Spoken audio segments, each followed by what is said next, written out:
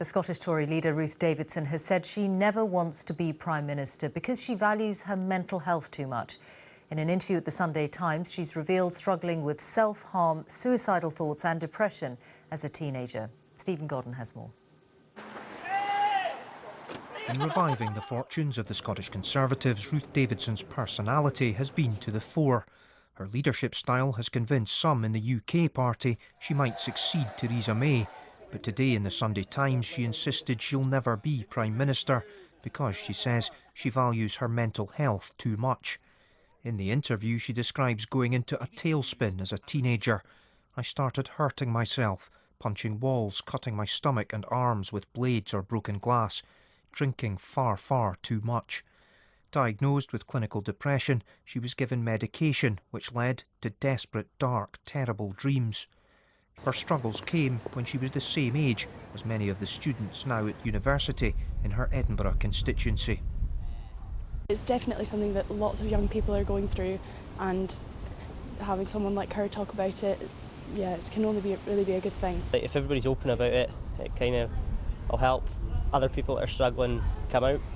Mental health charities have also welcomed her openness. I think it's very brave for any politician, leader, to come out and speak about their own struggles with a mental health problem, because the reality is that, especially in politics, mental health is still seen by many as a weakness. On Friday, in a BBC interview, Ruth Davidson was asked about a move to Westminster. My job's here in Scotland. I want to retain my seat in Edinburgh Central in 2021. I want to be the next First Minister of Scotland, the first Conservative First Minister of Scotland. That's always been my aim. The fact she and her partner are soon expecting a baby is another reason. In 3 years' time, the voters will decide whether Ruth Davidson achieves her goal of becoming Scotland's First Minister. Her political ambitions, we've now learned, shaped by her own personal struggles. Stephen Godden, BBC News in Edinburgh. And if you've been affected by any of the issues raised in that report, you can find more information and support at bbc.co.uk/actionline.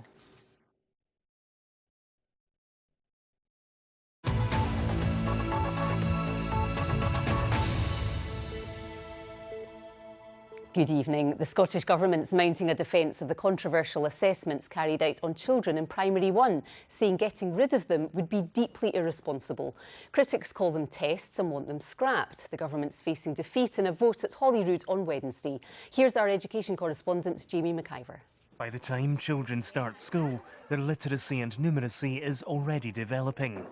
Children from disadvantaged areas can be well behind their better-off peers, and Primary 1 assessments are meant to show just what stage they're at and play a part in closing the attainment gap.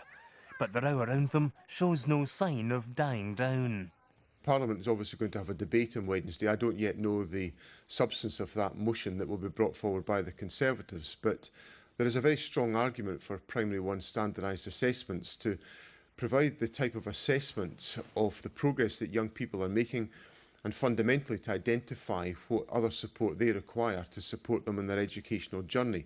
So what exactly happens? The assessments are done on a computer and children answer multiple choice questions, usually with a teacher next to them. They don't simply pass or fail. Opponents include the EIS Union. Our members have been very critical of the Primary 1 test because they feel that the test itself doesn't match the play-based curriculum that should apply in Primary 1. So the methodology that's used around Primary 1 assessments is inappropriate for a Primary 1 curriculum, and members feel that these should be scrapped. The government's under pressure on three fronts.